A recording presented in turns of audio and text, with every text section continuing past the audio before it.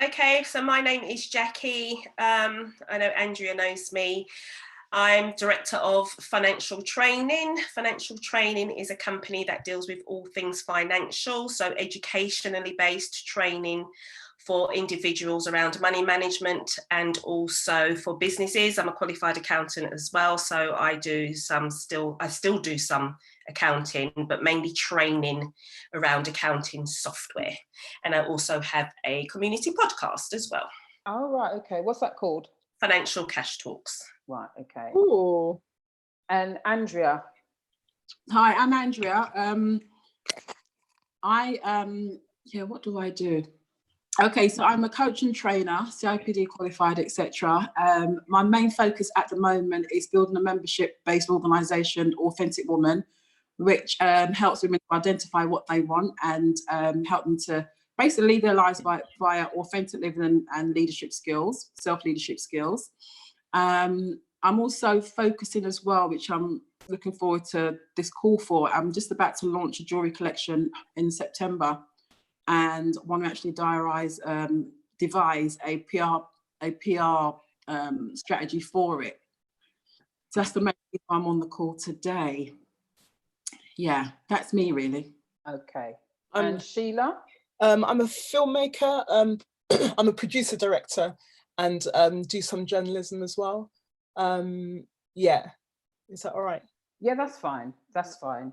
So I'm Marcia Dixon. I will explain, well, you'll find out more about me just a bit in the presentation. But like I said before, because it's kind of quite a small, there's a small number of you, it's going to be quite interactive. And if you could all let me know what you, in terms of a PR strategy, what are you looking for a PR strategy? What do you want to implement PR about? So I know, Jackie, you're looking at a business reaching women who run businesses that support the community. Yeah. Okay. Do you want to expand a little bit on that? Yeah, sure. So it's a new project that I'm working on at the moment. So it's basically consulting with women. So based on my own story, so I won't go into all of that now because it's quite long, but basically women who have skills, may have worked corporately, but I want to start a business, and they want to start a business that's going to actually impact their community, but they have a lot of fear around that as to regards to business models, and also fear around actually making sure that they can earn a living from this business as well, whilst impacting their communities. Oh, right, okay. And when are you looking to launch it? Within the next 2 weeks. All right. Okay. Wow. And Andrea? Sorry, what was the question? The question is, you're on this workshop. Is there anything that you've got in mind that you're going to be when we do this, when we go through this session, that you're actually going to be implementing it? Is there a project you're working on? Or the main focus at the moment is looking at devising a strategy for my jewelry collection. Right, okay. That's the main thing, but I think I will be able to take from that strategy and also to uplift, the Authentic Woman membership-based organisation as well. So, right, okay. Yeah, but my main focus is to do the jewelry collection coming out. Okay, and what about yourself, Sheila? Yeah, so in terms of film, we produced a documentary, and it did all right. It did quite well, but it was such hard work. And I've got loads of, I can do videos and podcasts and clips and virals and things like that. But I think in terms of devising a strategy, that's where it would be good to get some advice. Yeah, I know some people have worked with individuals, and they've got, they've managed to get slots on London Live and things like that. But yeah, so I just think that there's a lot that I don't know. Is that devising a strategy for your documentaries, or? Yeah. For documentary or anything I do really. So documentary. Right. Okay. Some some teaching stuff. It could be, the podcast that we launched today. How can, we know that there's more than 1,000 people that might be interested. There's a large target audience, but how do we reach that really audience? So it's about PR for the work for the programs or podcasts or documentaries that you do. Yeah, Okay, right, okay. Alrighty, brilliant. Right, I'm just going to go ahead then and stop me as well, because there's you know, it's a small number. So it's devising your PR strategy. Who am I? I've been running my business for about 13 years now. I started it because the company I work for, they were going to put someone above me, but they didn't know anything about PR. And I thought, I'll be damned if I'm going to be led by someone who doesn't know anything about PR. So I just left and started my company. And part of the reason I started it was because I wanted to help churches utilize the media more effectively than what they were doing. I've been religious columnist at The Voice for over 20 years. I used to edit Keep the Faith magazine. I did that for about 5 years. I'm a founder of a women's breakfast, DTS Breakfast, bringing women together, predominantly Christians, to socialize, etc.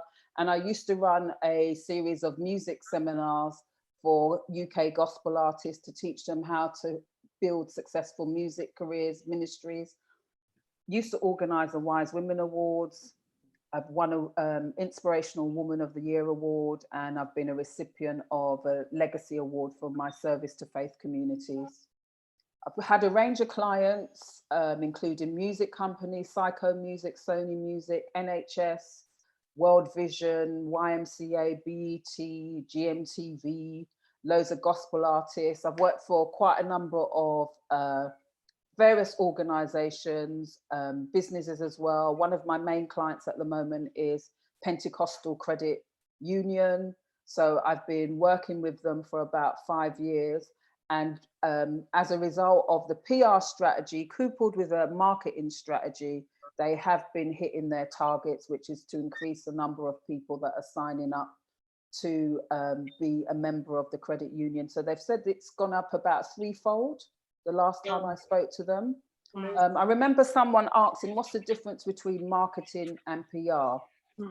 Marketing is part of the PR is part of the marketing mix. You know, there's various aspects in marketing, but the thing with marketing is about presenting the big picture and driving sales. So it'd be very direct about getting sales, whereas PR is involved in giving you the detail. So if I use this example, might not be the best example, but I think it's an okay one.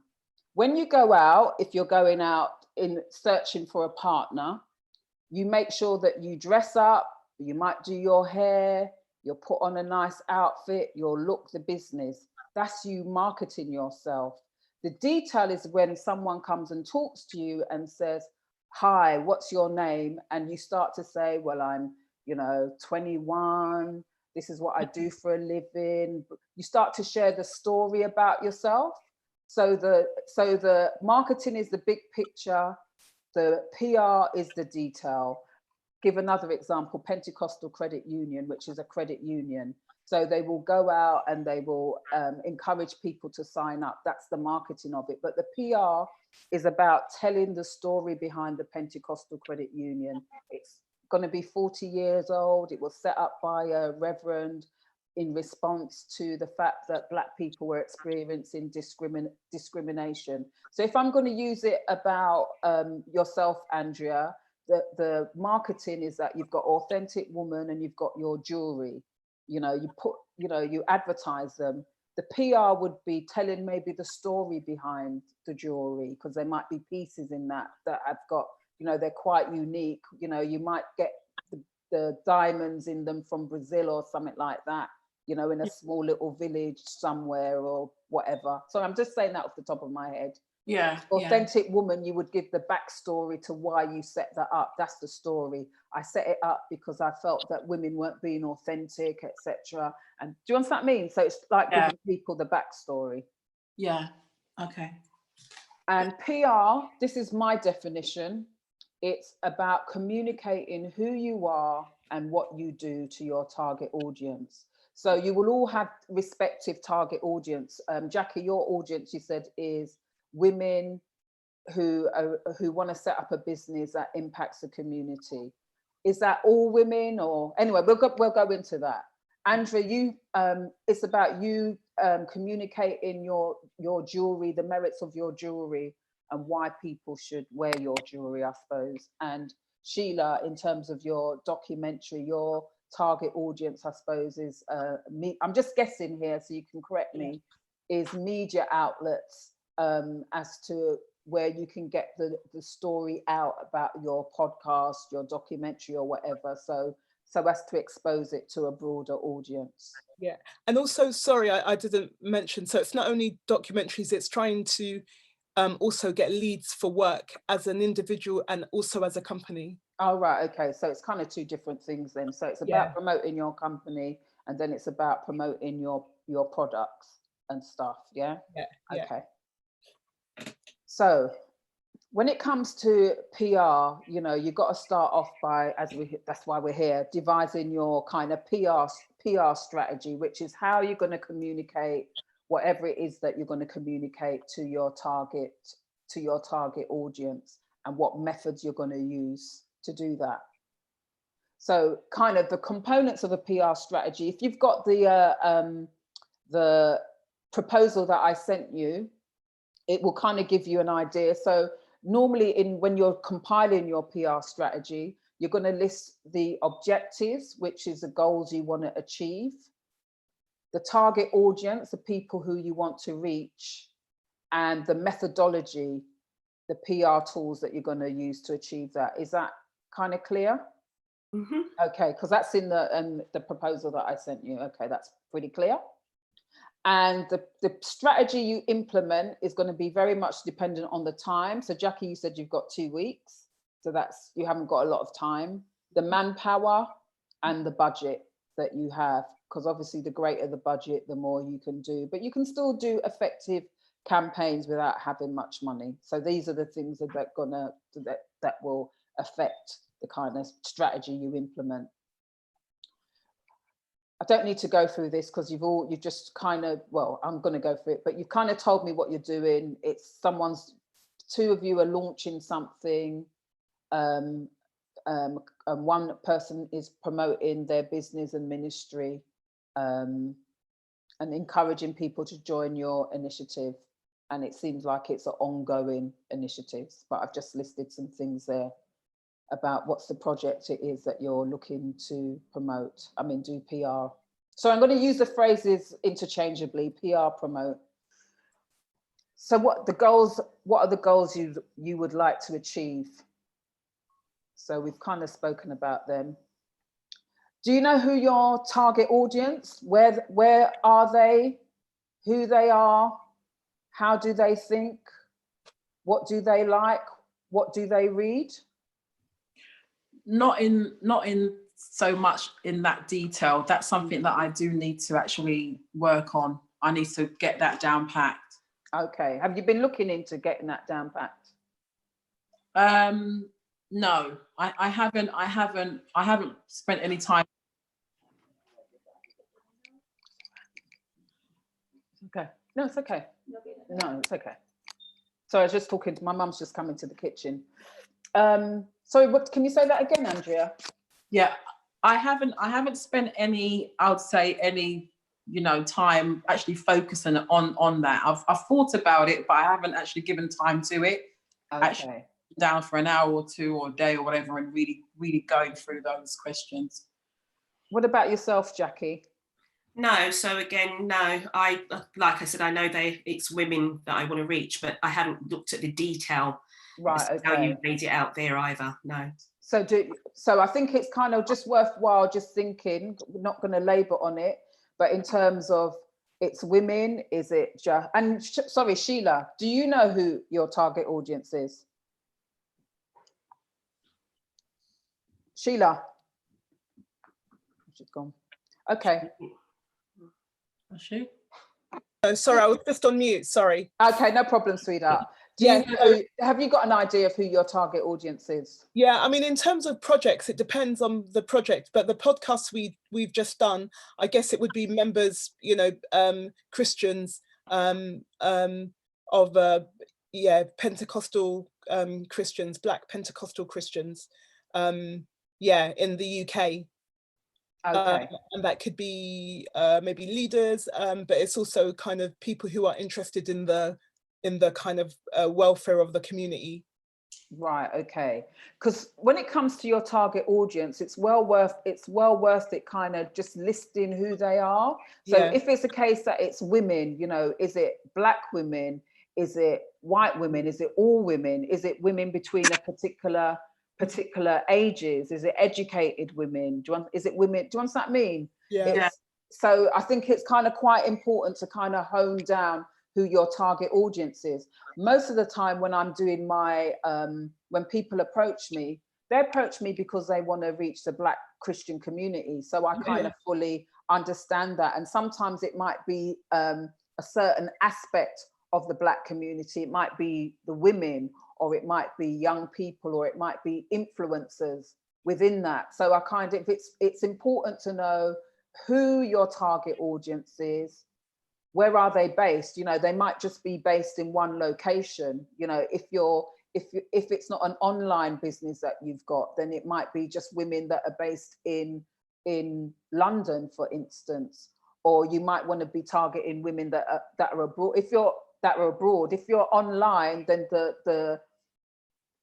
there's a broad spectrum of people that you can reach. You can reach women from various countries. You know, is it going to be Europe? Is it going to be Africa? Is it going to be America? I know for me, one of the things that I want to do, and I haven't devised a strategy for this yet, but one of the things that I want to do, I'm really keen on making contact with women from Africa. So I'm going to have to start looking about actually doing that and stuff. So know who your target audience are. How do they think? What kind of things do they like? And what do they read? What media do they listen to? I mean, what media do they listen to? Do they read? Those kind of things, it's kind of quite important to get to know that, because that will impact the kind of PR strategy that you devise and that you how would you begin to do that research? I mean, so yeah, I mean, like, I know I want to do women, for example, okay. but then, so we'll go to the next slide. Oh, right, okay. Sorry. It's cool. So these are the kind of places that you can do research in your target audience. Okay. You know, there's like online forums like Reddit and Quora, you know, because sometimes they'll have questions like, you know, women will ask a question like, how do you cope with a sexist boss? Sorry, I've just pulled that question out of the air. And they will give answers to that, you know. Social media profiles and groups on social media. For instance, on Facebook, there's quite a number of groups that are dedicated to women in business, women in work, women from Africa, whatever. You know, if you join these groups, you can get a taste of what these women are about by the conversations that they have. Yeah. Surveys of surveymonkey.com, I think it is. It's a good way to get information about, well, you have to obviously write the survey and find people to send the survey to, but it's just a good way to draw out from people what kind of things that they're really into. Yeah. Reading the media, you know, articles about women in business, you know, Google is our friend, you know, when it comes to research, you know, Google women in business, see what they're saying about being in business. Women and startups, you know, if there's a company that's similar to yours, watch what they do. Look at what they do. And then if you've got, well, Google Analytics of your website might be a bit of a waste of time if you're kind of starting from scratch in terms of compiling your target audience. But these are places where you can actually go and get information or devise ways that you can find out about your target audience. So like for me, last year I did a survey and I got 113 responses, which I was kind of quite pleased about. And it was of women and ministry. I just really wanted to get their thoughts about what they felt about women's ministries. And I got some good responses. I just need to write it out. And I'm using that information, one, because I want to be informed about women in ministry, but I also wanted to get some email addresses as well. So I'm going to use that as a way. Don't laugh at me, Jackie. I'm going to use that as a way to get email addresses. Yeah. As well. Yeah, so those kind of things. So these are kind of the places you can find out about your target audience. And if you've got a friend or people that you know who embody the kind of person you want to be wearing your jewelry, or who you can kind of provide coaching or, you know, work with in terms of them setting up your business, just have an informal conversation with them. You know, ask them questions. You know, if you know that they're going to set up a business, just kind of chat with them. Yeah. Marcia, can we jump in with questions? Did you say that? Yes, you can. Yeah. In terms of this GDPR malarkey, what's it like? What's the deal with collecting people's email addresses? I think it's best, because I spoke to someone today. You can go onto a website called www.ico.co.uk, is it, I think, which is, they collect the fee for where's Andrea gone? They collect the fee for people who hold data, and you can pay a fee of about, it's £40 a year, I believe it is. Okay.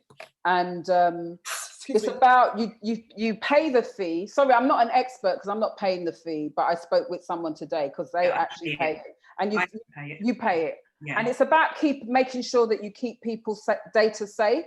Yeah. So if you store data like on your computer or at your home, then it's just to say that you store it safely.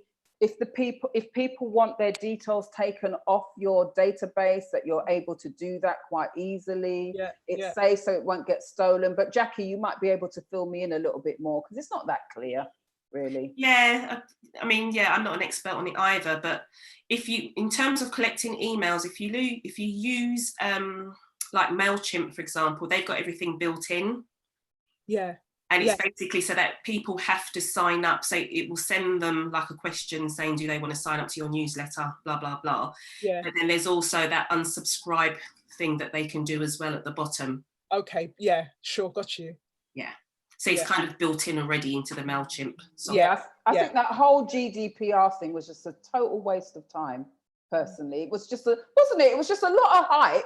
It was a lot of work, but I guess it also depends on on the industry you're in as well, because it was heavy within the accountancy field, because obviously clients' details, And so what it is, it's also about, so if I've got client details, for example, on my laptop, that there's a 2-factor authentication thing to access the laptop. Okay. Stuff like that, So if it which I kind of understand. If you've got very sensitive data, then it kind of makes sense. And that's really what it's for, isn't it? People who've got quite sensitive data so that no one can get hold of it. Yeah. Okay. Thank you. Once you've understood your target audience, and I understand that some of you will be going back to study your target audience. Yeah. You have to then decide on the methodology on how you're going to reach your target audience. So like, for instance, Sheila, your target audience will be program controllers, I think it is, unless they've changed the title. Because you're going to want to get your work commissioned, aren't you? Yeah, I mean, I guess it's different because there are festivals, and there's broadcast, and there's also online platforms as well. Right, okay. Sorry, Marcia, Andrew's asking you to let her back in. She pressed something there. Sorry. Right, okay. Yeah, and then they kind of go through sometimes aggregators. So aggregators are people who have contacts at Netflix and Hulu and whatever, and then so you'd have to kind of go to them. Right, okay. Get access. Yeah, you can't just kind of. Oh, it's unusual that people just email Netflix and get a gig. They usually work with aggregators. Right, okay. Yeah. Okay. Yeah, it's very difficult to get contact details of people who work in those jobs, but anyway. Yeah. Right, methodology. So you're going to decide the methodology is the tools that you're going to use to reach your target audience. So within PR, there's what we call tools that you can use. No, sorry, mummy. Hello? I'm so sorry. My mum just came in. Sorry about that. Right. My mum came into the kitchen as well. Don't worry about it. These things happen Yeah, when yeah, you do Zoom meetings. Yeah. Do you want to clap for the NHS people? Oh, that's nice of her. Yeah. I haven't clapped. Oh. But but anyway, so there's a range of PR tools that you can use. So there's things like publicity materials, which are things like brochures, leaflets, what else? You know, them kind of threefold leaflets that you can do, but I can't remember what the name of it is. But it's newsletters, so it's like printed material, e-newsletters, stuff that you can do on email and stuff. Publicity materials, which will contain information about your organization or whatever project that you're working on, or help you your event details or whatever. We call it publicity materials. Remember, PR is about communication. So whatever, all these things can be used to communicate your message or your product, etc. Speaking engagements, they are always a good way to kind of engage people. So for instance, Andrea, like what you do, Authentic Woman and stuff, in order to kind of get, obviously what you do works, but in order to kind of get more, you know, you could sometimes, there's loads of women's events, and if you meet women who are quite happy to give you their platform, you could go there and talk about Authentic Woman and the unique thing that you offer with a view to actually get women to join up or subscribe to your organization. In terms of your jewelry as well, you know, it's either display or go and talk about your jewelry. If there's a special story behind it, just share the ethos of it, you know, because the thing about being a PR is that it gives you the opportunity to give people an insight into what you're about. The same with you, Jackie. You know, if there's events happening for like startups and stuff like that, they might give you they might encourage, I'm getting my words tied up. They might allow you to come and give a 5-10 minute talk about your business and what you do. Because, you know, women who are meetings for startups might be just the kind of meeting where you need to be. So speaking engagements, and that's at anything, conventions, conferences, you can be more targeted, business events, media events, but, you know, speaking engagements give you an opportunity to talk about what you do. So I remember I went to Yvette McDonald. She had a meeting for women, and she gave me the opportunity to promote my event at the meeting. And I got maybe 2 or 3 women from there who came along to my meeting. So speaking engagements can be really good and just help you in terms of building your profile, that kind of thing, when you go out and talk, and help, you know, sometimes people aren't ready for what you have to offer, but when they maybe are starting up a business, maybe in a year's time, they will remember that you actually spoke at their event and stuff. Obviously, getting news stories in the media is always good.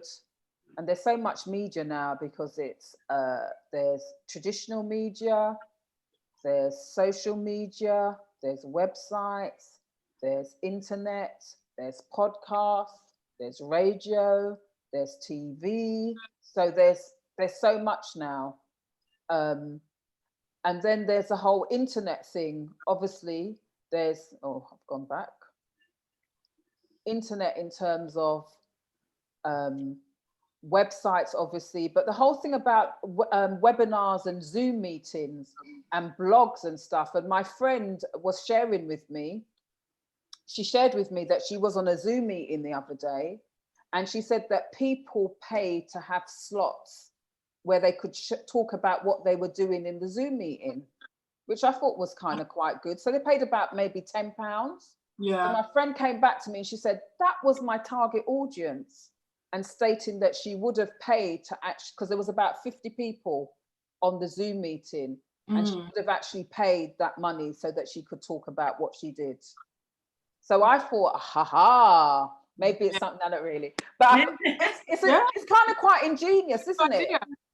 It's kind of quite ingenious. And even in terms of Jackie and yourself, Andrea, you know, Zoom meetings could be good places where you just have free Zoom meetings where you could talk about the services that you have, you know, make an appeal to women who are interested in starting up their own businesses, but want to help the community at the same time.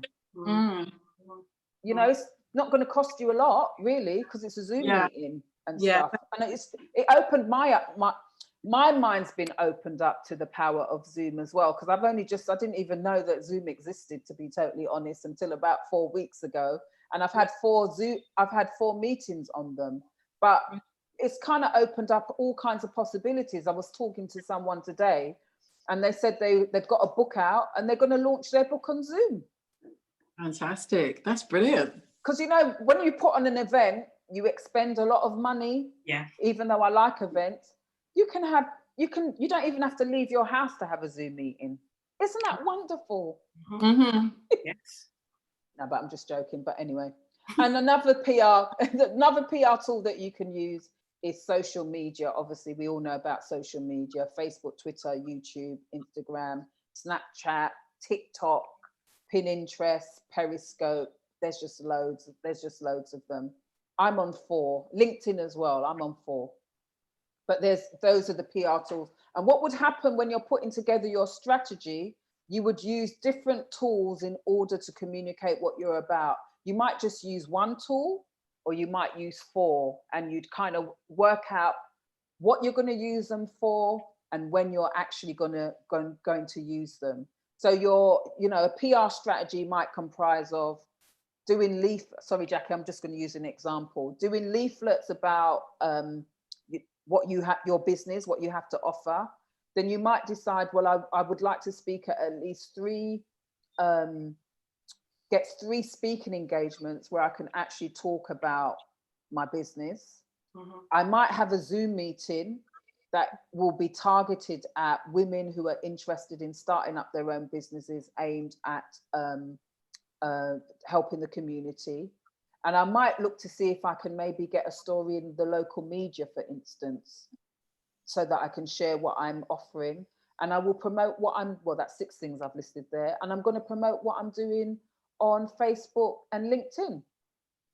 Maybe more LinkedIn, because it's got more of a professional bent to it and stuff. So sort of like those would be the components of my strategy. And then I would work out what I would do with each one. And same for you, Andrea. Say, for instance, like with your jewelry, obviously you would get beautiful photos of your jewelry because that would help to sell it. And then you might do a jewelry party. I'm just talking off the top of my head here. Yeah. You might do a jewelry party at your house where you're putting on the jewelry and just talking about, this is the Diana piece and it's made of sterling silver, as you can see. And it's got stones that have come from Brazil. Deepest Brazil, I'm just being silly there. Yeah, no, I hear you. Yeah, that kind of stuff. Sheila, I've not forgotten you, but with the media, I know that it's more about pitching and making links and stuff. So you might have to do your communication and getting the word out there might entail doing a lot of emailing, treatments, linking up and face-to-face meetings. I don't know if that's changed.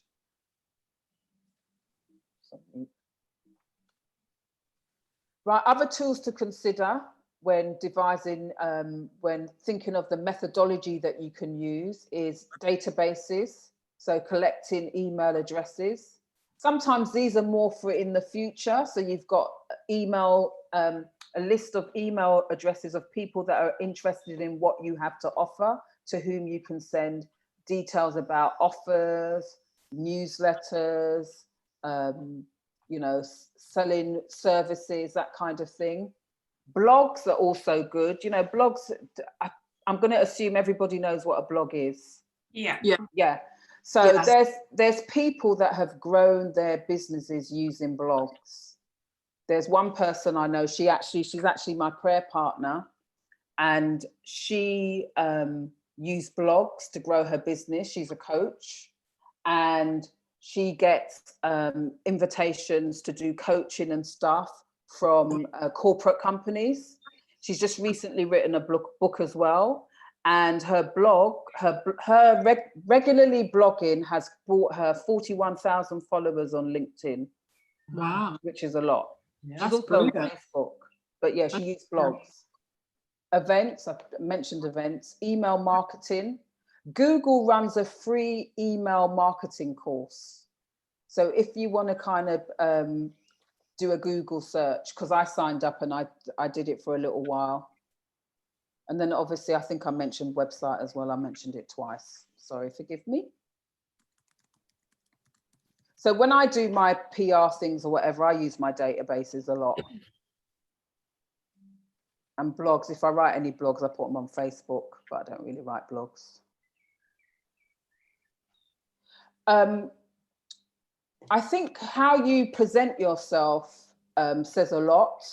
And I just thought I would put it in there in terms of your logo, your branding, your personal style. And when I say personal style, just the way that you dress, your photos, and your bio. So I think it's important that you have a, you know, when you're starting off, it's good to have a logo, good to be thinking about your branding, i.e. your company values, your personal style. Do you look like where you're going? You know, when your target audience sees you, will they want to buy from you? Your photos, you know, I think it's important, you know, if you're going to be putting yourself out there, it's good to have a professional photo done, professional headshots done. And you should have a bio, which is basically information about yourself put in a condensed way.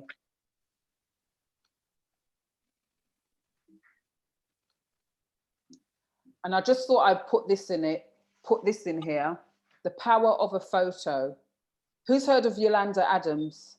Yeah. Okay, well, she's a popular gospel singer. She's a superstar gospel singer. Yeah. And lovely looking lady. She's 6 foot, looks like a model. This album, I don't know, came out before this one, which was More Than a Melody. Yeah, you can see that the pictures are very different, right? Mm-hmm. Yeah. So this is a nice photo, but she looks like a regular Black girl. This photo, they up the photographic values on it. I remember when this album came out, and obviously the picture is a really, really, really nice picture. I remember that when this came out, which is maybe about 16, 17 years ago now, that other gospel artists complained about that picture because it was such a outstanding photo. Yeah. And what that picture did for Yolanda Adams was that it helped her to get a record deal with a secular music company. And that album, the deal that she got, she released, that first album she released from that deal was called Mountain High, Valley Low, I think it was, which got her a Grammy, sold over 1 million copies and made her a superstar. And I just say that sometimes, you know, we've got to shake up our look. Yeah. When we're going out there, because sometimes people just perceive us differently. Yeah. And how does one go about upgrading their look? Get a good photographer who can touch up your photos. No, not really. Good photographer. Good photographer. Maybe have a makeup artist on board. Maybe help somebody to just help style you for the photo shoot. I mean, I don't think, you know, she's an artist, so they can go a little bit OTT. You want something that looks like you, that looks realistic, that looks authentic, but you've just upped the ante a little bit, because people buy how you present yourself to them and stuff. So I've got some photos. I took some photos 8 years ago. I paid £150 for them. I was very happy with the photos that I took. But I know that I have to take new ones, and I'm going to be getting some clothes for them, getting either my hair done or a wig or whatever, and just take some nice, Jackie looks like she's going to laugh, and take some nice photos and use those, because the pictures I've been using them for about 8-9 years now and stuff. Andrea took some new photos. She's just kind of slaying it out there, looking on up. Thank you. Yeah, because you notice when your kind of colleagues take new photos, you kind of see the difference. Yeah. Media relations. How did I go? Yeah, power of a photo. Media relations. When you're doing your methodology, media relations, i.e., getting your stories into newspapers and stuff like that, can play a major role, because it just kind of puts you before a massive audience. It can elevate you. It puts you on a platform. It exposes what you're doing to the wider world, that audience that the media is into. Your peers start to look at you differently. It's just good to get media coverage. It's just good to get media coverage. I just recently helped a friend with promoting her book the other day, and she got onto Songs of Praise. It was a nice story, feel-good story about her and her son. She had cancer, and her son wrote a book called Cancer, Mummy and Me, and she was on Songs of Praise, and she sold about 11 books just as a result of being on there. I mean, some people might say, well, it's not a lot of books, but for her, it was a lot. She got people from outside of the Black community who bought those books. She got national exposure on a program that reaches maybe about 1 million people. And the story was a feel-good story and stuff. So it is good to get on TV and stuff, particularly if what you're offering connects with people that are watching, or in any media, Black media, local media, ethnic media, national media. Most professions have a media that is specific to them, like your accountancy. The accountancy profession has a media, has its own magazine rather than a media, might even have a website and stuff like that.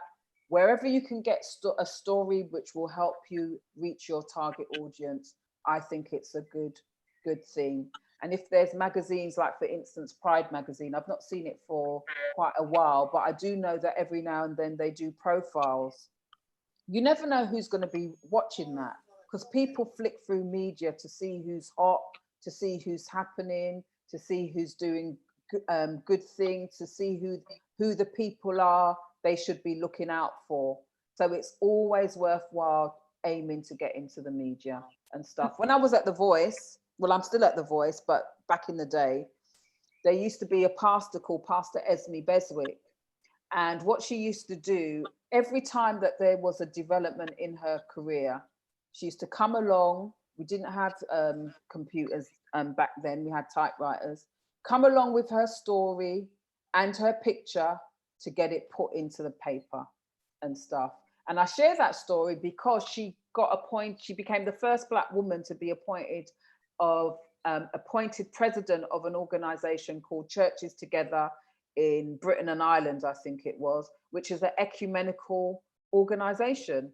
And she served in that position for about maybe 4 years. She set up a charity. The late Princess Diana came to open it. The opening got onto TV. All these things are just kind of good for you if you're kind of ambitious, want to get on, want the right people to take note of what you're doing so that you can achieve your goals, etc. And how do you get onto like London Live? Is it calling the? No, it's about having the right. It's about pitching. I'm going to go on to that later. Okay. Stuff. So you'll get that and stuff. For London, to get on London Live, is it to talk about your business or your the projects that you're working on? Yeah, no. So that would actually be looking for someone to do to acquire it, to show it on London Live. Oh, right, okay. But also by way of like promoting it, kind of. I know that you know, we had a book called OB&TT, and they interviewed her on London Live talking about her book, sort of thing. Say that again. I said, so my friend and her husband, they had a book, and they were interviewed on London Live talking about that book. Oh, right, okay. So it's that kind of thing. Yeah, so it would be one, you know, pitching them to acquire the film, and then secondly, maybe there might be an opportunity to talk about, you know, it you know, Right, for okay. you or something. I don't know. Yeah. Okay. I think with the whole thing about getting media organizations, like I said before, it's a kind of different kind of thing. So maybe one of the things that you need to also think about doing is kind of positioning yourself and getting media coverage and promoting yourself as an organization that makes a particular type of program. Yeah. And kind of promoting yourself as that. So if your programs are about, say, for instance, a Black experience or whatever, then it, you know, there's magazines like, I think it's Broadcast Magazine. Yeah. Those are the kind of publications that you will need to be kind of getting into, because that's where people that move in that world, that's the magazine that they read, right? Yeah, I mean, I think it's two-pronged. It's one thing getting to the broadcasters, but it's also actually another thing. I think these days more people, I know, you know, we did, even though we had a distributor, that we did a lot of stuff ourselves as well. So it's sort of, you know, through a broadcaster or a distributor, but also direct to the audience. Okay, yeah. So with you, it's two separate things, isn't it? Well, I mean, it's the same thing, but two different two different strands. So there's the broadcasters and the people who commission the program. You'd need to raise your profile. They need to know that you exist. And then there's getting to the audience, which is like people like me or people that you just perceive will be interested in your program. Yeah, exactly. Yeah, right. Okay. So in terms of getting into the media, it's like, what is your story? Because that is what will get you, that's what will get your foot through the door. What's your story? Is it that you are the first to do something? Is it that you've got a unique approach to what you're doing that nobody else has done? Is it that you know, your own personal story in terms of your journey to becoming a businesswoman or selling your jewelry? Is it an interesting story? Because sometimes people buy the story before they buy your product and stuff like that. What's your experience? What have you got to share? Do you understand what I mean? Is it, what's different about what you do? Have you achieved something really great? So for instance, I did some stuff for Jeanette Young, who's a fashion stylist. And what it was when I did the stories, I did PR for her when she styled the Kingdom Choir. So after she styled the Kingdom Choir, I sent off a press release to all kinds of media, local media, some religious media and stuff like that, just sharing what she had done. And because it was a historic thing, the first Black choir to be at a wedding, the first Black woman to marry a British prince and all that kind of stuff, she got a lot of media coverage, quite a bit of media coverage. And I noted quite a few of the people that were involved in that whole thing in terms of the Kingdom Choir and the arranging of the song and stuff like that. I saw them all over the place because they leveraged that moment in time to actually get a story about themselves out there. So for instance, Jackie, with regards to what you're doing, I can see possibly your local newspaper might be interested in doing something and stuff if you frame it in the right way, or even The Voice would be interested in doing something. Okay. Andrea, for you, in terms of your jewelry and stuff like that, I can see that if you get some really good pictures done and putting it together as a kind of a picture board with a kind of story behind the jewelry, some information about yourself and what you hope the jewelry will do, blah, blah, blah. I can see people buying a story interviewing you, wanting to do a story on you, but it's finding that story. And Sheila, in terms of the programs that you do, like even this program that you've done, you can still get some traction on it. Are you there? Yeah. Sorry, yeah. You can still get some traction on it. You know, send information to Keep the Faith magazine, for instance, which is kind of got a website and stuff like that. You know, putting a press release together and sending it off, because there's people of note that are on there, like Bishop Joe, that people will have heard of, David Muir, National Church, and even sort of like doing some social media marketing as well. So getting all the people that are involved in that in the podcast to actually send out information about it, you know, putting writing a press release and sending it to organizations, because at the moment people are interested in the Black experience and Black perspective on the whole thing about COVID-19, because, you know, it's being publicized all the time that more Black people are suffering from it. So there's still, you can still get traction from it, basically, if you want to. And I would encourage you to, really. How many people have seen it so far? Well, on the website, it said, I think 800. Okay, that's good. So far have viewed it. And you've not really pushed it heavy, really, have you? No, not at all. I mean, I haven't at all. I think this is all from Robert putting it, I think, on his Facebook page. Okay, that's good. Yeah, I've sent it to like friends and family, but I haven't sent it out. I thought, that this might be helpful for that.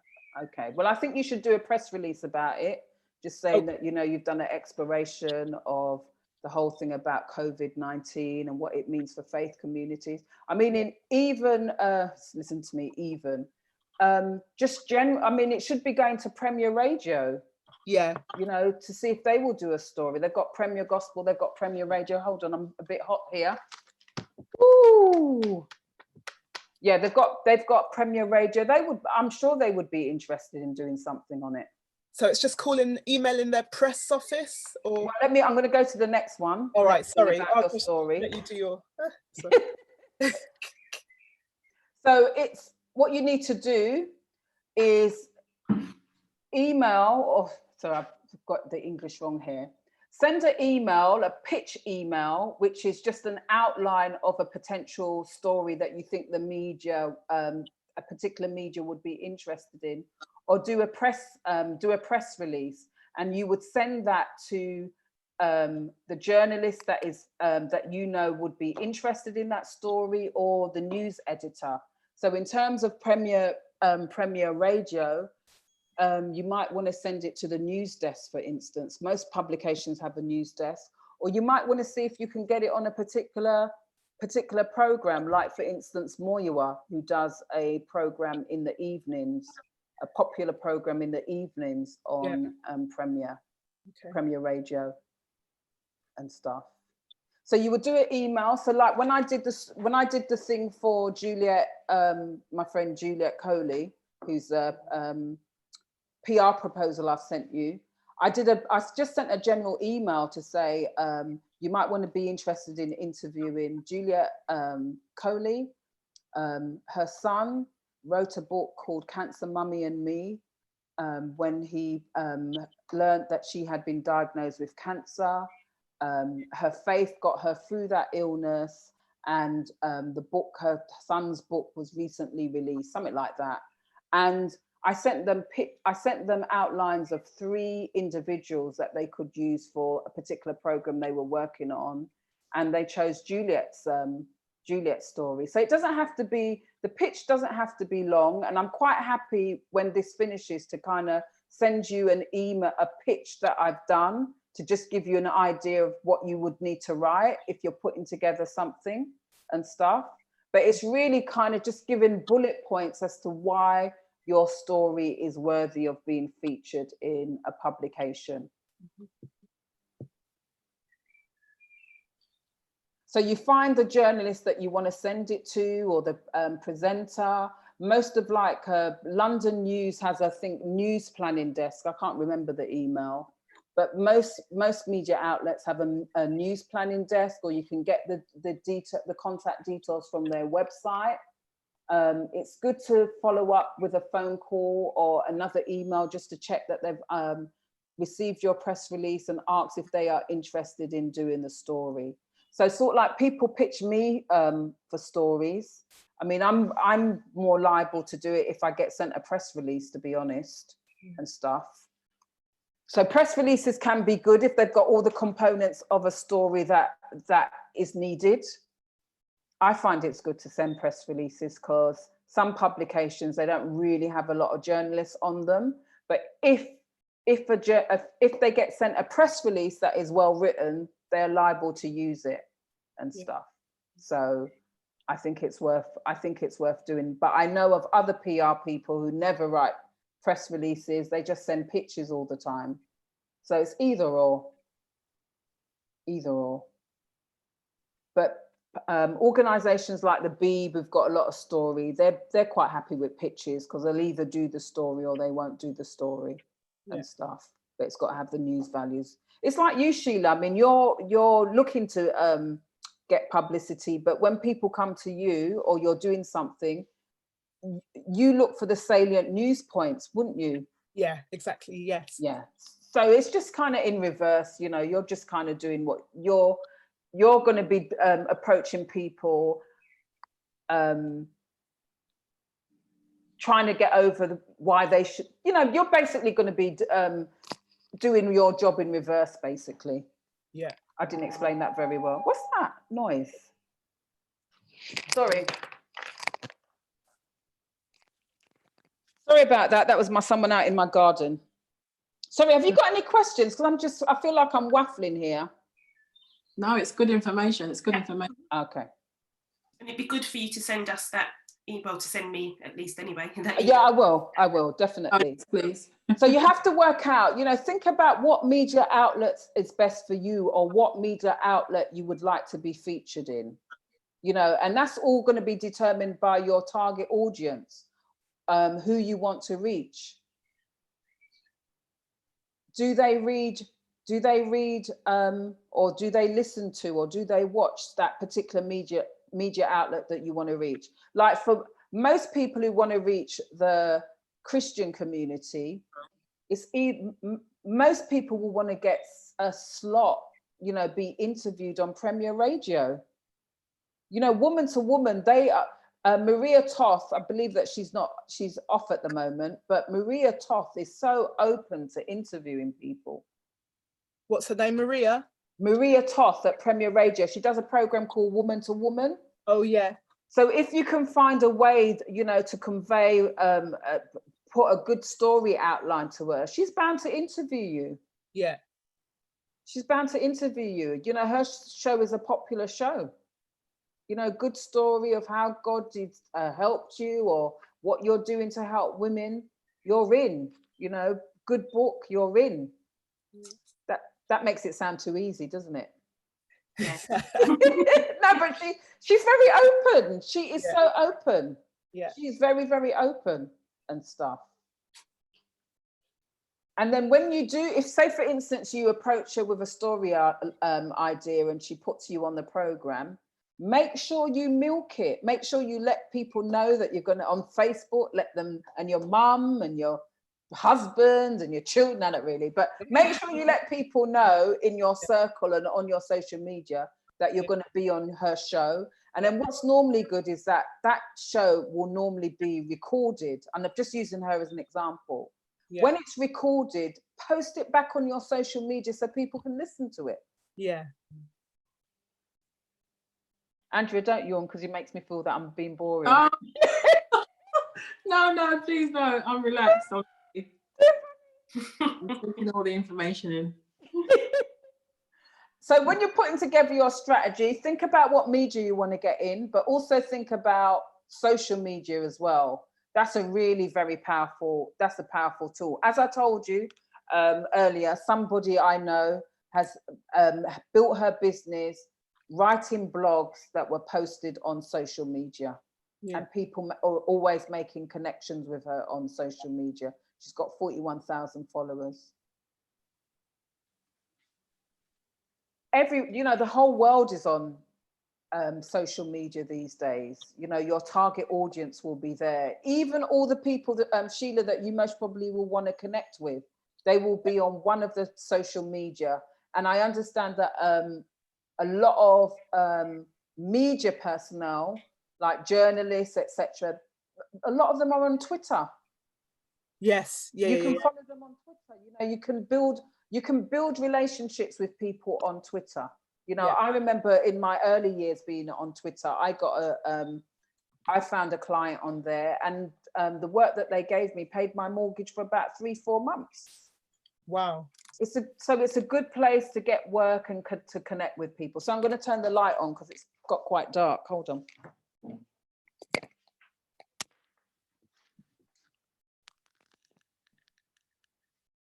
Sorry about that. Yeah, so it's a good place to connect with people. Facebook, there's 2.5 billion people on it. Twitter, 330 million people. Instagram, YouTube, 1.8 billion people use it. LinkedIn, 675 million people on it. You know, you will find your target audience on these mediums, definitely. I've gotten work, I get work from social media. People sign up to my events as a result of my advertising details of the event on social media. Wow. Everybody who runs a business or whatever, I think you're missing a trick if you're not on social media, particularly in these times when we're in lockdown. Yeah. The internet and social media is where it's at. It's where it's happening. So you need to be on it, and your target audience is on social media, definitely. So you should use it because it enables you to connect and connect with and build your fan base, or build relationships. You can share information about absolutely anything, not just your business. As we know, some people use Facebook to pour out their heart. They talk about who they're going out with, who they're not going out with, who's broken their heart, who they hate. You know, they have little digs, but sensible people use it to grow their businesses. You can build great online relationships with people. You can communicate in real time. It's an inexpensive way to promote your products and services, and it's free. The only cost is your time and possibly your data. But hey. You can use social media in different ways, and it can comprise part of your strategy. So you can use it to share stories about yourself or your business. You can build relationships by commenting on other people's posts. Lots of people do that to draw attention to themselves.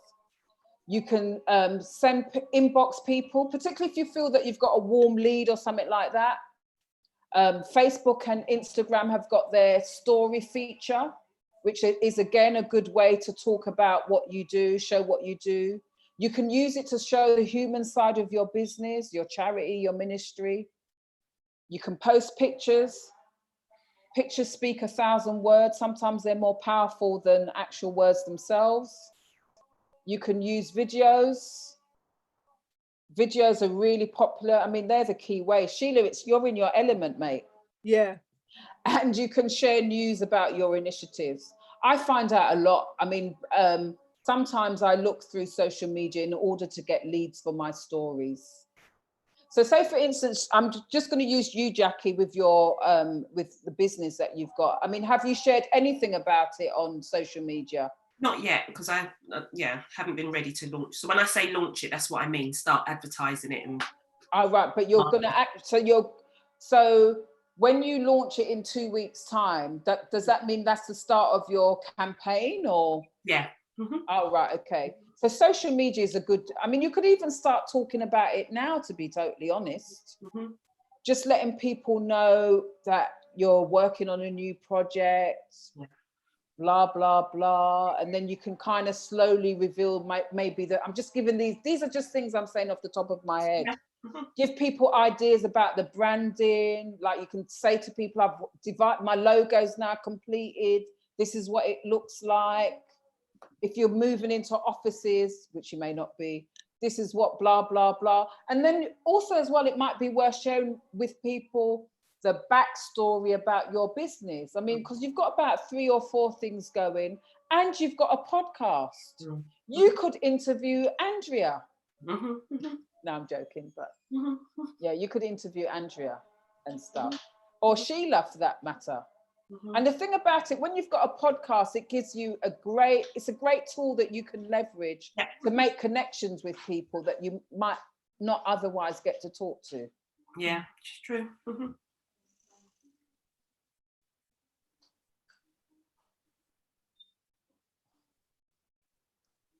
So these are the different, have you got any questions? No. So in terms, when it comes to how and when should you post, that's the question I've asked. On social media, consistency is more important than frequency.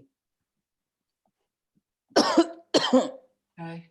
So for instance, because I post stuff about other people, I post about maybe 20 times a day. People most probably, what do they do? Mute me, but I don't care. Because I'm promoting other people's stuff. But it's good, Mum, you're in the, it's all right. It's good to be consistent. So if it was just me just talking about myself,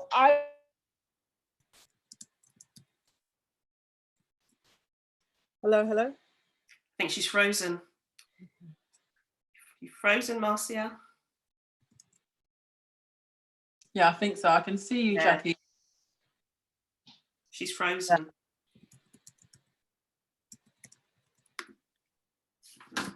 Yeah, I can only see your face. Sheila, are you still there? Yeah, I'm still here. Can you hear me? Yeah. I can still see now. Yeah. Oops, sorry. Just sent a silly message, ignore it. Okay. Marcia, are you back now? Are you there? Yes, I am. Oh, yeah, she's back, yeah. Okay, Yeah, I'm you back. froze just now. Okay. Okay. Hold on a second. Oh, I've gone. You're gone, lad. Like he's talking about consistent. Yeah. Yeah. So it's good to be consistent. So Yeah. if you're going to post it depends on the platform that you are as well. So if you're on Facebook or Twitter, you do it once a day. It's good to just do it at your set time, for instance. Or if it's going to be twice a day, like I post on Instagram about twice a day, in the morning and the afternoon, because I'm still finding my way using Instagram. But it's good, you have to be consistent. So the consistency is more important than how frequently you post. The quality is more important than the quantity. And you need to know why you are on social media. What are you there for? What are you trying to promote? What message do you want to get out about who you are and what you do? So some people, they're on there. You would never know what work they do. They just post nonsense. There's no strategy about why they're there. So most of us are there because we've got something to say or we've got something to promote. Normally our businesses, and obviously there's those who are on there because they want to keep in contact with their family. But those of us who run businesses should utilize the platforms. You can get business on any platform because people who are on these platforms, they're there to socialize, they're there to make money, they're there to promote their businesses. I've got friends, and there's one friend I'm thinking of in particular. She's got her Instagram page, and it's a nice page. It's got pictures of her with people that she's worked with. Some are celebrities. It's got pictures of fashion. It's got quotes. She gets people inbox her, asking her to do business with them. Because of the way that her page is. She's very strategic about the pictures that she puts up, the posts that she puts up. What's her name? It's a lady called Paula Powell. And she does know that I've used her as an example before. Yeah.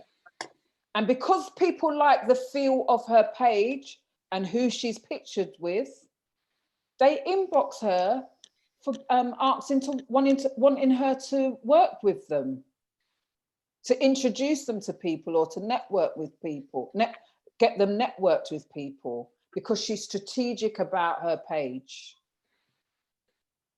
So it's very important to be strategic. What is your page saying? When people visit you, what do they think about your page? So like for me, just recently, I decided that I wanted to talk more about PR on my Instagram page. Yeah. So I opened an account with Canva. Well, I've had it for ages, because what Canva do, they provide you with templates where you can produce professional, it's canva.com, canva.com, where you can produce professional looking leaflets and templates. And I've started putting quotes on my Instagram page about PR. And why am I doing that? Because one, I want to let people know how important PR is. And secondly, I want to get more business doing PR and stuff. So it's like, why are you on your page? What do you want? What message do you want to get out about yourself? What do you want people to think? What do you want them to feel? Marcia, if you started off your social media platform just to have it, and it was unfocused, but now you're kind of taking things more seriously, what's the best way forward? To delete the account and start it up again, or just continue? Just start from where you are, because you'll have followers, won't you? Yeah, like about 2, my mum and my dog. No, I don't believe you. I don't believe you. Yeah. No, just start from where you are. Okay. Just start from where. That's what I've done. Yeah. So just if you go through my page, what you will see, I've never been somebody who takes a lot of photos, believe it or not. But what I've been doing on my Instagram page to kind of give it some kind of design value, not that there's much design there, but what I do, I post a picture of myself and then I post a quote. A picture of myself and then a quote. Because I do that also because I find that people seem to be more interested in liking my pictures than they do about my deep, meaningful quotes and Bible scriptures. Okay. Oh, really? I think you're right. Yeah. True. I put the pictures because then I know that if they see the picture, then they'll see the quote. Yeah. And stuff. Unfortunately, I have to do that, but it is what it is. It's kind of bait, really. How do you constitute a quality content, Marcia? Sorry?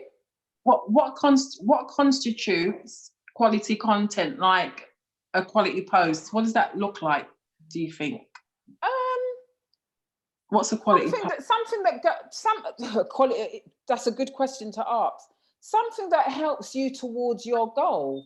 Do you understand what I mean? So, say for instance, like with you and your jewelry, just putting up pictures for willy-nilly is silly. But so for instance, like your Instagram, because Instagram is great for photos, particularly if you've got products or services that would really work on that medium. So like for me, like if you were saying, oh, Marcia, what should I put? And Marcia, what do you think I should put on?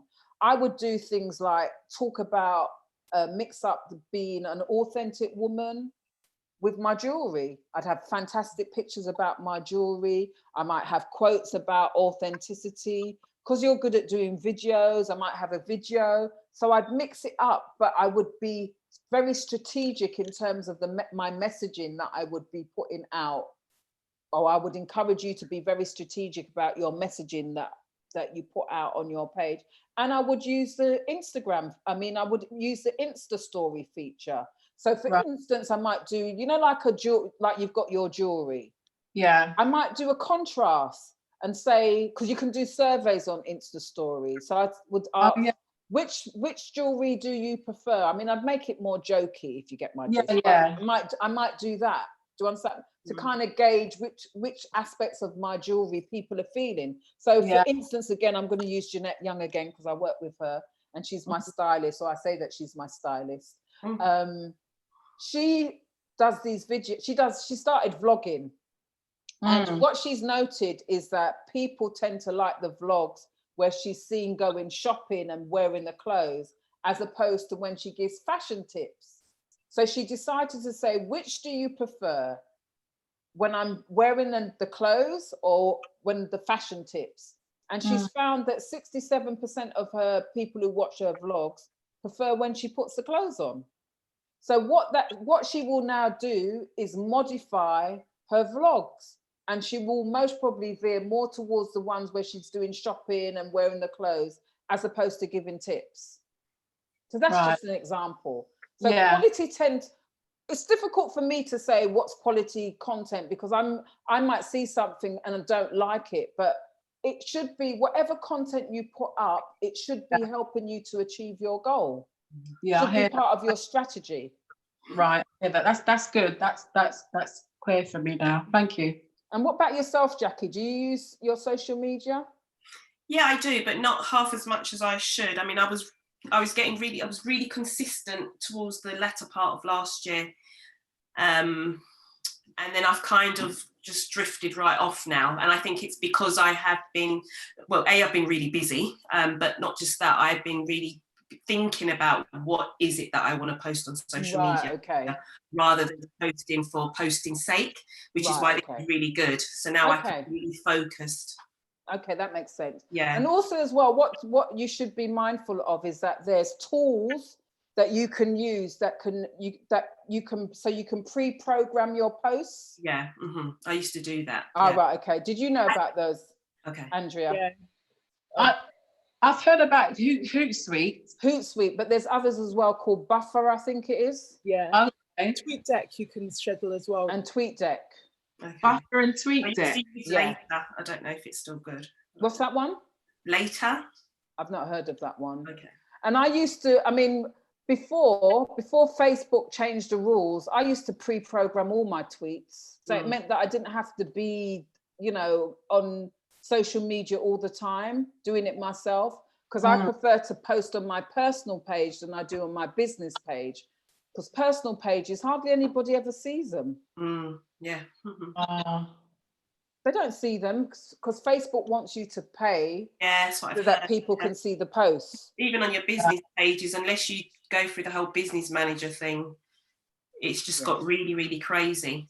Yeah. But I was told that I should be utilising LinkedIn more for what I think you should, because of your client base or your target audience that you want to reach. But you can still, I mean, business owners are still on Facebook, but LinkedIn is more like the professional, the professional place, professional social media. What's your thought on the paid advertising? Paid advertising? Yeah. I think you can, I mean, it's always you just have to know what you want to achieve with the paid advertising and stuff. I sponsor my posts, but it's £10. It depends on what your budget, what your budget is, what your target is. Can you not achieve what you want by not paying? Do you understand what I mean? Yeah. I've never really paid a lot of money for advertising, so maybe I'm the wrong person to actually ask, to be honest. Okay, thanks. Right, the next thing. Right, strategy implementation when you're doing your plan. So you need to write out the kind of work you're going to be you know your objectives. You know who your target audience is. You've got an understanding of the tools that you're going to use. And then you have to write out your strategy. It's always good to write out your strategy. And it's also good to set out a timetable of when you plan to do your tasks. Set a budget. You might have no money whatsoever, but you might have a little bit of budget. And as you're implementing as you're implementing your strategy, what you'll find is that you'll have to review and refine it. So sometimes, like when I'm promoting my DTS events and the ticket sales are really slow, I'll get in contact with people that I know and ask them to send out information. This is just one thing I do. Ask them to send out information for me. Just ask them to send it out to their contacts, because I want the tickets to sell. Or sometimes what I've noted, like I said before, with my my posts, when I do my posts, one of the things that I've noted is that particularly for my stories, I use Facebook stories, and I find that if I put up upload details of an event, I don't really get that many people looking at it. So what I tend to do is put up a picture of myself, and then I put the, you know, it's bait. It's just, I feel so bad doing it. But I put a picture up, and then I will put the event, because I know that they'll look at the picture and then they'll look at the next one. Isn't that terrible? That you have to put up a picture of yourself to get people to actually be interested in your event. But that's what I do. That's what I do. So you have to find out what works. Do you understand what I mean? What people connect with and stuff like that, and use it to your advantage. Any questions? Not at the moment. Okay. So like moving forward with PR. Oh, lad. Decide what your key aims and objectives are. Write out your PR strategy, taking into account everything that I've written, and look at the PR proposal that I've sent you. So it's got an overview of the project, it's got the objectives, and those objectives can be as crazy as you want them to be. Remember, I think we're all Christians here, we serve a big God. So it's worthwhile just kind of putting it all out there. Write out your PR strategy, which is achievable. If you don't have social media accounts, open them. If you do have them, post regularly and strategically. Make sure that your visual imagery, which is like your logo, your website, if you have them, your business cards, your leaflets, whatever, your photos are on point, that they represent you and they represent you well. I think it's important. I mean, all the research shows that people are making greater use of video on social media. So utilize video. I've got to give you this joke. I use social media and I do videos, but they're really not that great. So the other day I did a video and a friend had to ask me if I was reading from an auto cue because they said I was speaking like a robot. Stop it. Oh God, that was too funny. That's too funny. So I need to do more sessions about public speaking and stuff. So I look chilled on the video and stuff. I don't like doing them anyway, but it was kind of quite funny. They really wanted to say, Marcia, the video was not good. Anyway, network online and in the real world. I think that's really important. And regularly review and refine your strategy. That's what's important. But work out a strategy. I have seen how people, when they implement a strategy, how it helps them move forward. And I meet too many people who have no strategy at all. And it was part of the reason why I started the DTS breakfast. Sorry, Clarence, but I do a breakfast for women and stuff. Men are not allowed. I'm joking. Okay. But I do a breakfast. But one of the reasons why I did it is that I felt that the Lord impressed upon me that I should put on an event that gave women the practical tools on sort of like building their ministries. Because a lot of the time, particularly as Christians, sometimes we can get this idea, oh, I've got to do this, got to do that. And we've got no idea of how we're going to achieve it and stuff. So it really, the event really was about giving people the practical tools. Now I've seen how PR works. I've seen how it works with ministries, with gospel artists. I used to do stuff for Moyiwa. He is not the greatest singer in the world. And I don't say that unpolitely, but he became one of the most successful UK gospel artists here in the UK in terms of the kind of engagements that he did, the kind of sales that he got for his music. Why? Because he understood the power of PR and he utilized it, used it to communicate his story with a view to getting people to listen to his music. Kingsway International Christian Centre, a church that I worked on many years ago, 20 years ago, they use PR. Pastor Matthew was one of the first pastors here to kind of fully utilize public relations in order to get a message about the church out there. And he was very successful in doing that and stuff. Right. Any questions? I was one of them who was going about with the flow without a strategy. And You're the poet, right? yeah. Okay, I And remember you. so it's like you mentioned Premiere. I've done interviews on Premiere. I contacted Keep the Faith magazine a few weeks back, and using social media, but I just don't have a strategy. I just, once it comes to mind, I just go with the flow. And that's why I just want to have a structure now. As I was talking to you before about me going into prisons, because I do poetry, preaching, I have a book out, but I don't really have a strategy. I was just, whatever comes, I just go with the flow. Right. Did you, because you came on this session quite late, didn't you? I was trying and I didn't get the login, but I think Paul. Okay, he let you in. Yeah. Okay, that was kind of him. But this week definitely, that's why I come on here. So whatever's like, I don't know if you have like a template I could use. I'm happy to work with you to help me to put that strategy together. What I will do, I will please send me your email address and I'll send you out the information that I sent to everybody else that's on this session, which was it was a PR proposal that I actually worked on for somebody. And it was a workbook which outlines how you go about achieving your writing out your PR strategy. Okay, thank you. Because I think the last time when we spoke, it was that you do all these different you do all these things. Yeah. Do you post what you do on social media?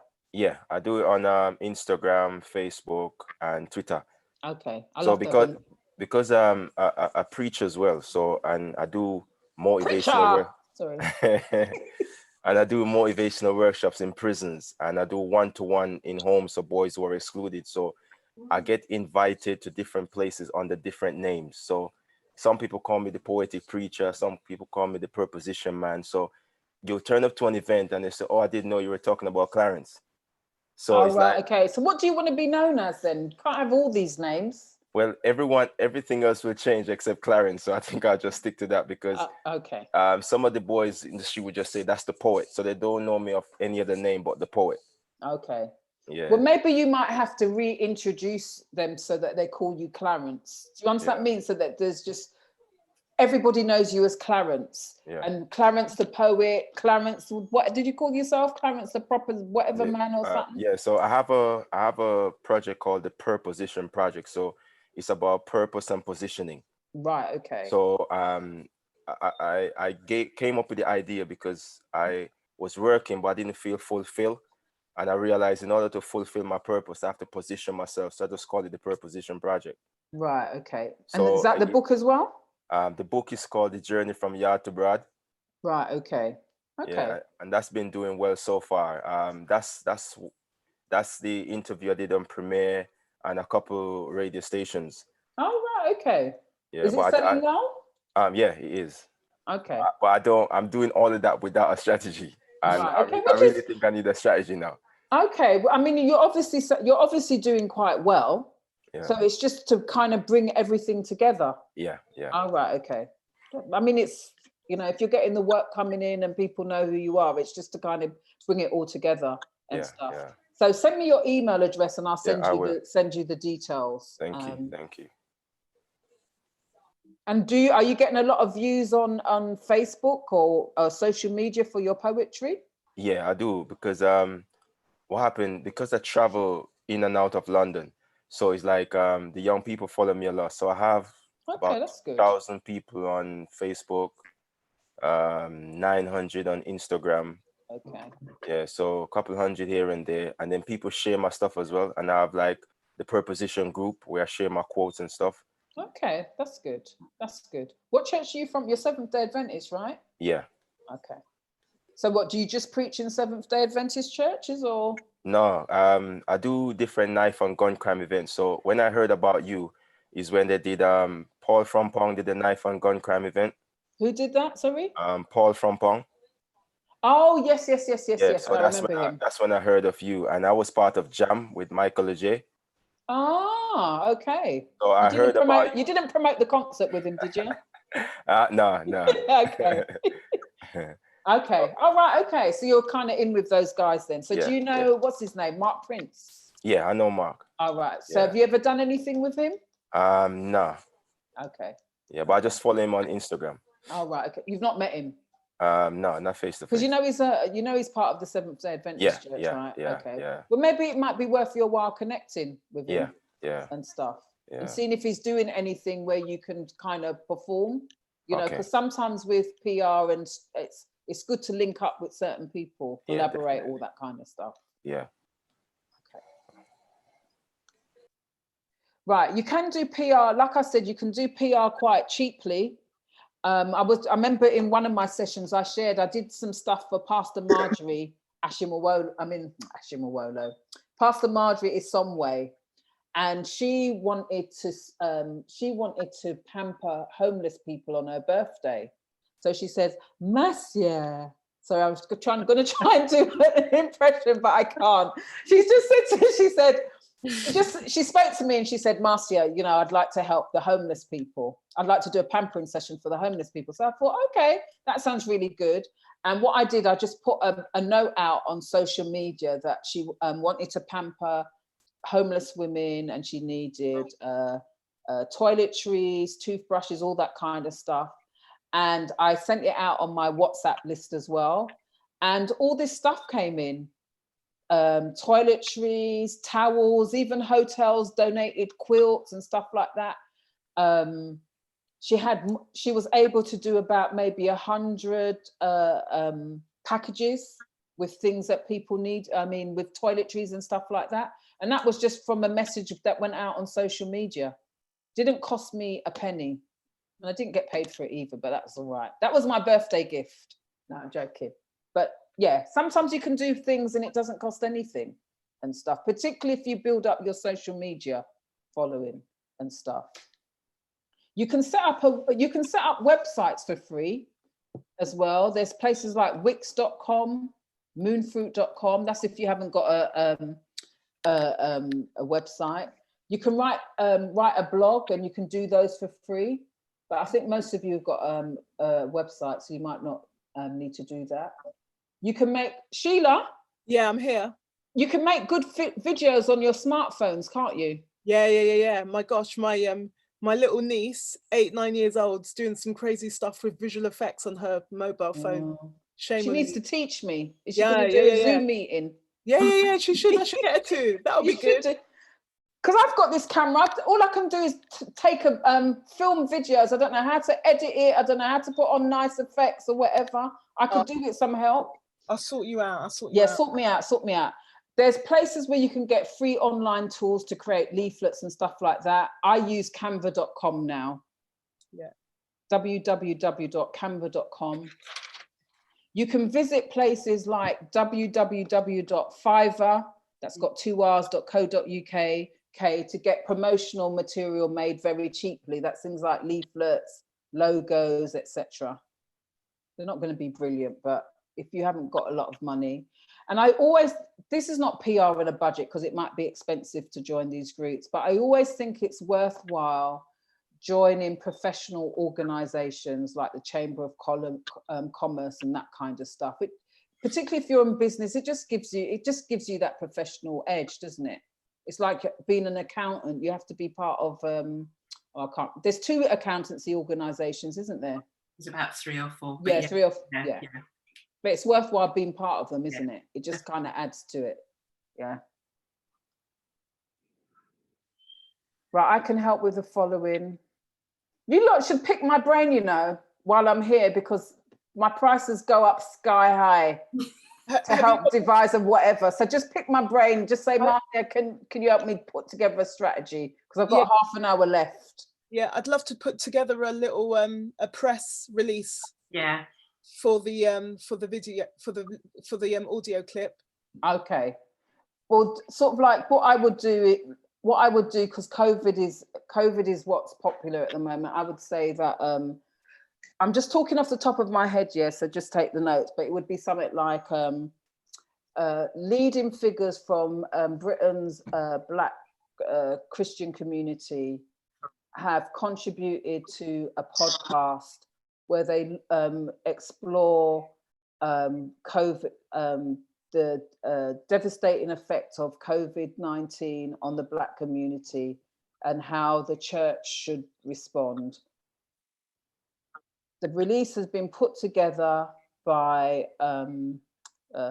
Dr. Robert, TV broadcaster, or however Robert describes himself, leading TV broadcaster, Dr. Robert Beckford and Sheila Marshall.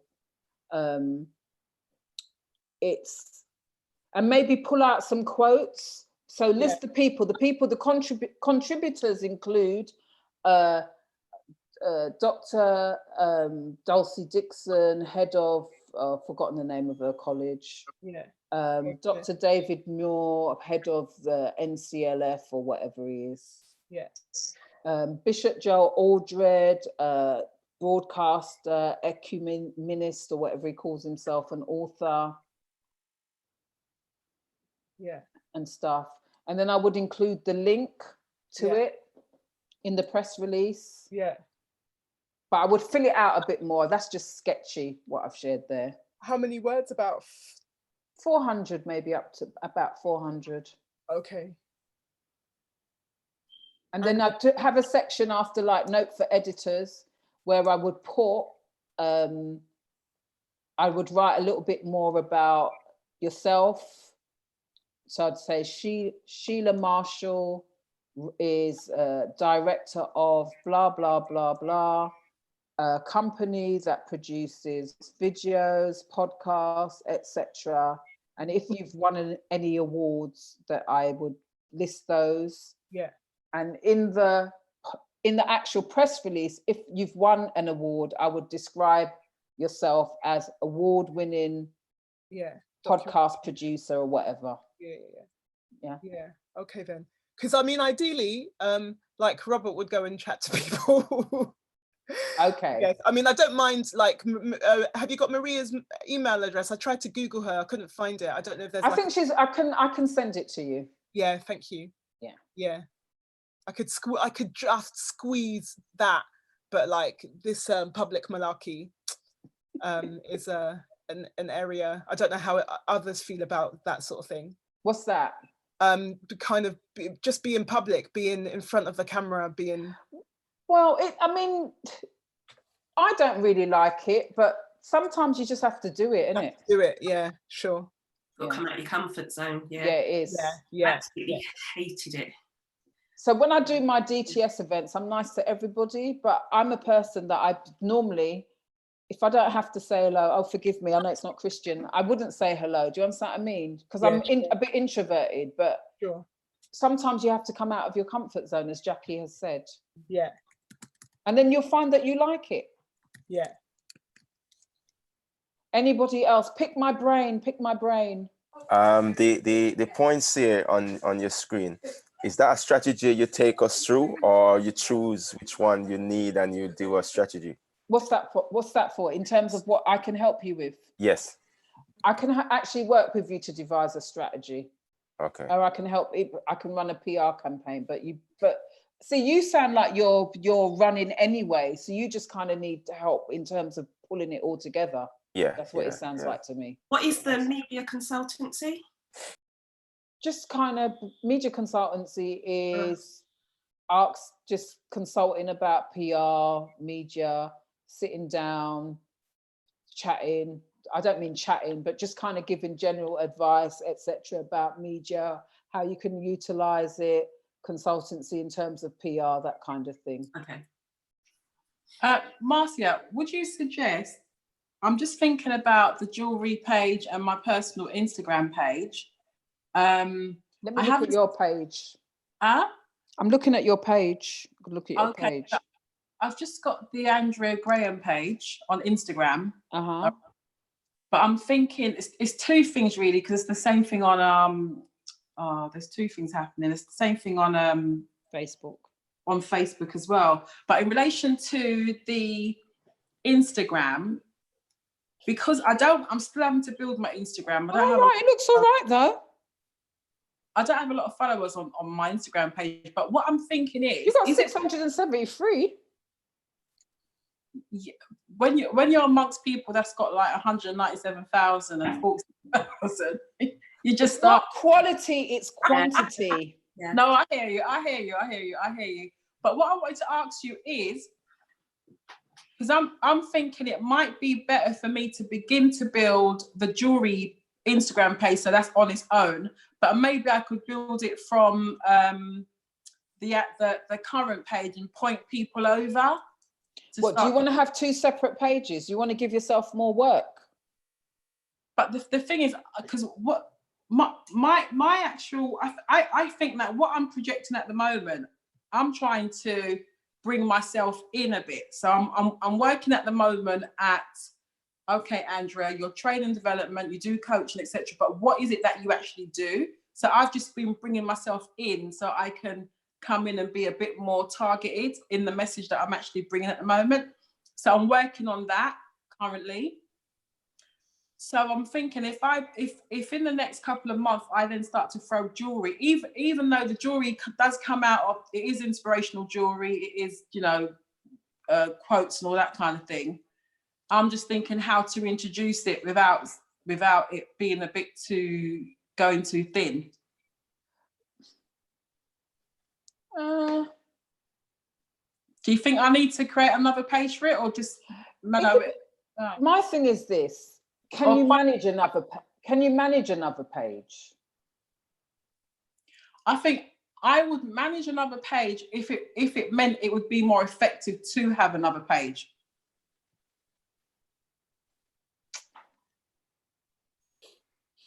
Sorry, I'm thinking. Yeah, that's see, all right. I don't see why you can't, like with your page that you've got now. I like how it looks because you've got the white with your picture and stuff like that. Why can't you do it that you've got, you know, the quote, you know, what you've got, authentic woman quote, like what's stopping you or whatever. So you do a quote, then you do a picture of yourself, do a quote, then do your jewelry. Okay. And see what happens, see what kind of traction you get. Do you understand what I mean? Okay, so maybe what I can do, actually, now that you're saying that, maybe what I can do is instead of pointing them to another Instagram page, point them to the website. Yeah, you could, or you point them to the website.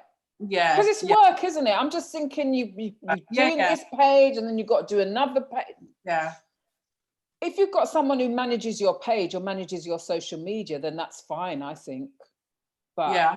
I would, you've got 673 people here. There might be people that are totally committed to what you're about.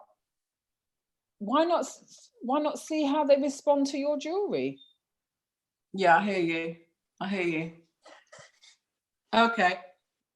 I'll start there and then. Yeah, just see what kind of response you get. And it depends on how it's pictured and everything.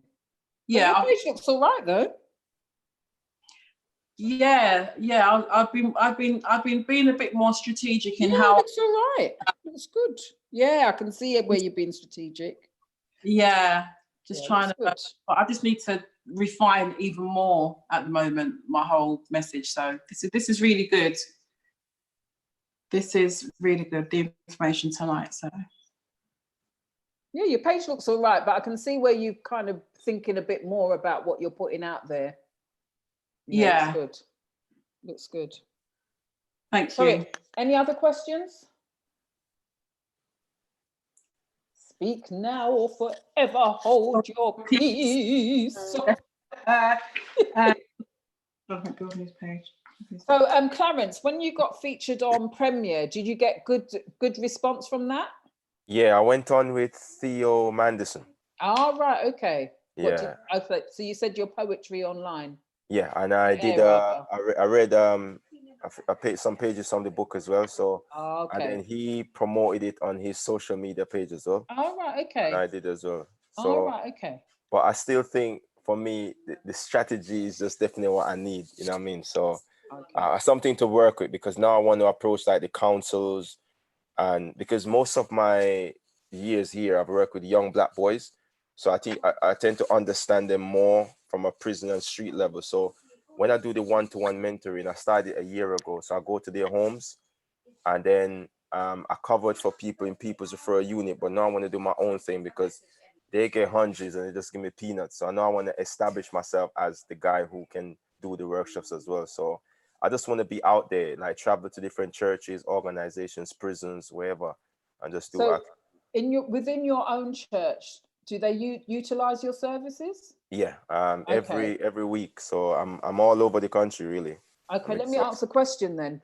Yeah. In terms of like the Seventh-day Adventist Church, they've got a newsletter or something, and they've got a TV studios, and they've got a radio station. Have you ever been interviewed on any of those platforms? Yeah, so I've been on the radio station, and I'm training to be one of the presenters as well at the moment.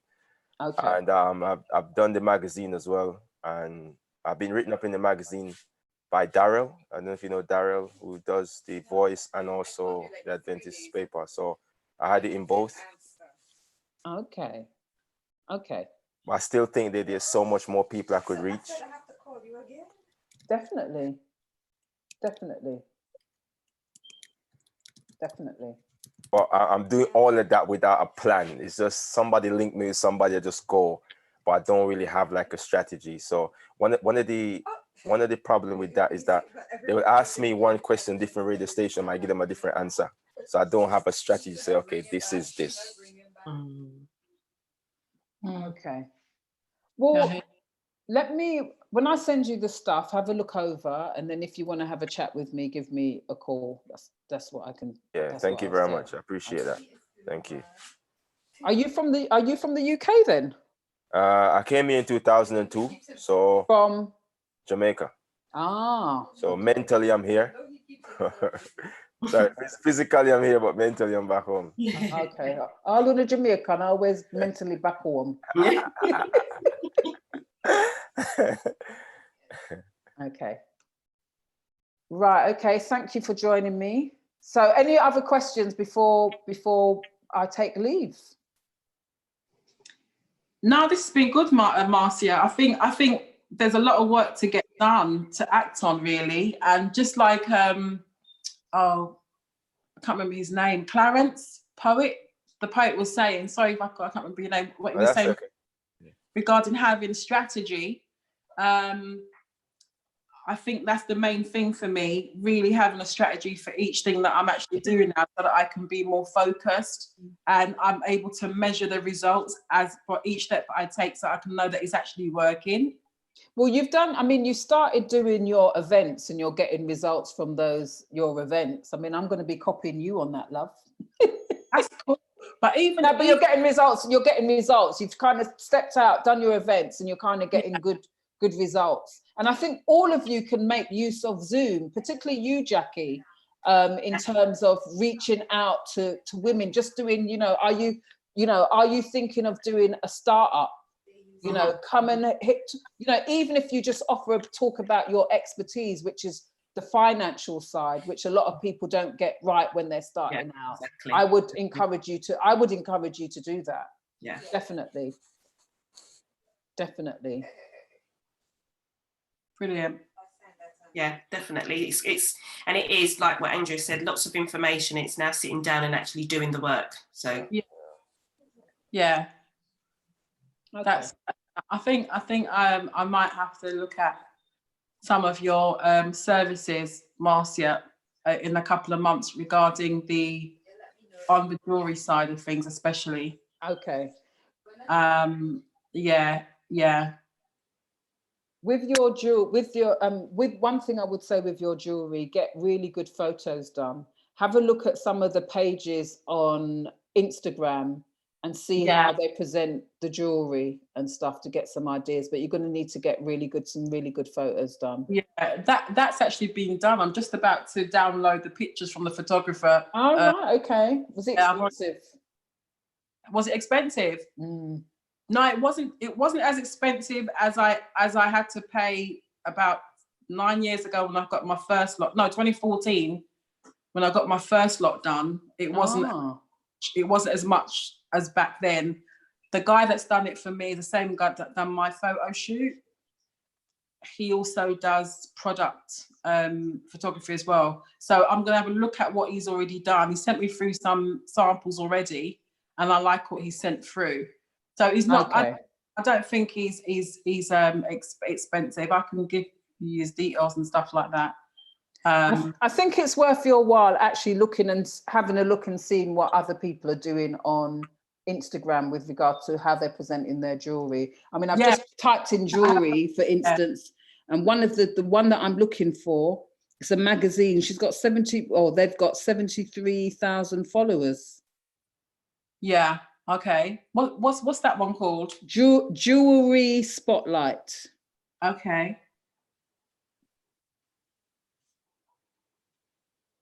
Right, I'll have a look at them as well. Yeah, so maybe maybe I might have to take my words back. It might be worth your while setting up a separate page, but incorporating your jewelry on your current page as well, because some of your followers will might be interested in it. Yeah, I'll have to start from there if anything. Brilliant. Okay. Yeah, but I would advise you to have a look. Okay, I will definitely keep doing that. Okay, Clarence, send me your email so I can send you the stuff. Oh, right, okay. Yeah. And I'll send you the stuff. Thank you. Yeah, so I'm going to finish now. Thank you very much. Thank you for all joining me. Thank you for joining me, Sheila, at lastminute.com. I hope you found it useful, though. Yeah, absolutely, definitely. Okay, and you should speak to Robert. I mean, Robert is a professional when it comes to PR and everything. Yeah, sure. Yeah, I'll have a chat. I think he's probably on it, but we've just not chatted to each other. Okay. Yeah. Alrighty. Okay. Yeah. Thank you. Thank you for joining me. Marcia. Say that again. I said thank you, Marcia. Okay, thank you. Because I thought I wasn't going to get anybody at this session, so I ended up with 4, so I'm happy. Good. Yeah, brilliant. Thank you. Thank you very much. All the best, everyone. All right. Can I find you on social media, Jackie? Sorry? Can I find you on social media? Yeah, financial. So it's financial with a U. FUNANCIAL. Yeah. On Instagram, I'm financial13. Okay, great. All right. Thank you. Okay. Thank you very much. Yeah. All right. Bye. All right, bye. Bye. Bye. Bye.